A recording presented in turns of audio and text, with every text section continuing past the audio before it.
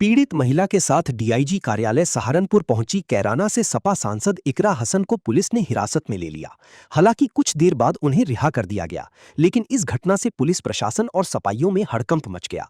जानकारी के अनुसार सांसद इकरा हसन अपने संसदीय क्षेत्र शामली के गांव दसाला निवासी एक महिला को लेकर डीआईजी अभिषेक सिंह से मिलने पहुंची थी। महिला का आरोप है कि उसके बेटे की हत्या कर दी गई थी, लेकिन पुलिस मामले में कोई ठोस कार्रवाई नहीं कर रही है। इसी संबंध में न्याय की मांग को लेकर सांसद पीड़ित महिला के साथ डीआईजी कार्यालय पहुंची। सांसद इकरा हसन का आरोप है कि डीआईजी अभिषेक सिंह ने पीड़ित महिला की बात गंभीरता से नहीं सुनी और उन्हें कार्यालय से बाहर निकलवा दिया। इस पर सांसद ने विरोध जताया, जिसके बाद पुलिस ने उन्हें हिरासत में लेकर महिला थाने में बैठा दिया। कुछ समय बाद सांसद को रिहा कर दिया गया और पुलिस एस्कॉर्ट के साथ रवाना किया गया। घटना के बाद राजनीतिक और प्रशासनिक हलकों में चर्चा तेज हो गई। रिहाई के बाद सांसद इकरा हसन ने प्रदेश की कानून व्यवस्था पर सवाल उठाते हुए कहा कि प्रदेश में आए दिन हत्याएं हो रही हैं, पीड़ितों की एफआईआर तक दर्ज नहीं हो रही और न्याय मांगने वालों की आवाज दबाने का प्रयास किया जा रहा है। उन्होंने कहा कि वो पीड़ित परिवारों को न्याय दिलाने के लिए संघर्ष जारी रखेंगी। सांसद ने बताया कि उनकी शामली जिले में कितनी हत्याएं हो चुकी हैं, कानून व्यवस्था चौपट है, कोई सुरक्षित नहीं, महिलाओं के साथ आए दिन घटनाएं हो रही हैं, पर कहीं कोई सुनवाई नहीं।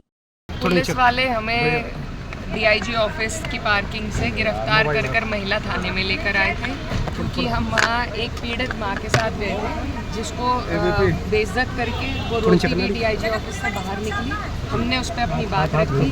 उसके बाद जो पुलिस है उन्होंने अपनी तानाशाही करते हुए, वहाँ ना तो रोड ब्लॉक था, हमारे पास भी वीडियो मौजूद है, लेकिन उसी का बहाना लेके कि आपने ट्रैफिक रोका, हम पार्किंग में खड़े थे, ट्रैफिक का बहाना बना के हमें यहाँ महिला थाने लाया गया है। यही सब ड्रामेबाजी चल रही है। इंसाफ किसी को इन्हें देना नहीं है, किसी की गुहार इन्हें सुननी नहीं है। अगर वो महिला जो बेचारी गरीब है, बुजुर्ग है, अगर उसकी बात अधिकारी सुन लेते तो शायद उन्हें मेरी या और किसी अन्य नेता की ज़रूरत भी नहीं थी, लेकिन ये किसी की बात सुनने को तैयार नहीं है, किसी की पीड़ा समझने को तैयार नहीं है। वो महिला कोई छोटे केस में नहीं आई थी, उनके बेटे को बेरहमी से मारा गया है।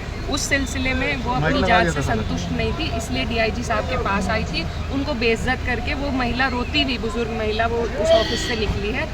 उसके बाद मैंने अपना विरोध जताया और फिर हमारे साथ ये दबाव बनाने के लिए हमें ये थाने ले। अच्छा मैडम, वो महिला कहाँ की रहने वाली थी मैडम? वो दसाले गांव की रहने वाली है, शामली ज़िले में पड़ता है।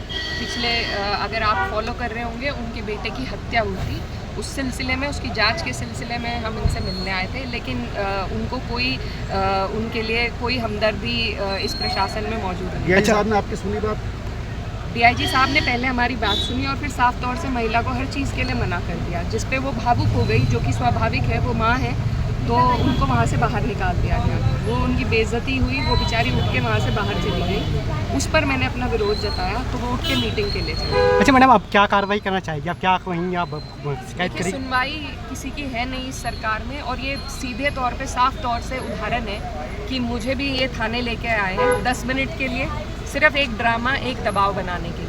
तो ये लोग काम नहीं करना चाहते हैं, पीड़ितों के लिए, उनकी इंसाफ के लिए कोई काम नहीं करना चाहते हैं। सीधा सीधा ये सरकार के जो लॉ एंड ऑर्डर की भी दुहाई देती थी सरकार, कहाँ है वो लॉ एंड ऑर्डर? हम मेरे ही ज़िले में कितनी हत्याएं हो चुकी है, शामली ज़िले में। आप सांसद हैं, आपके साथ जो हुआ आप इसकी बात बताइए। जी नहीं, मेरे साथ जो हुआ वो प्राथमिकता नहीं है मेरी, जो उस बूढ़ी बुजुर्ग महिला के साथ हुआ है वो मेरा अपमान है।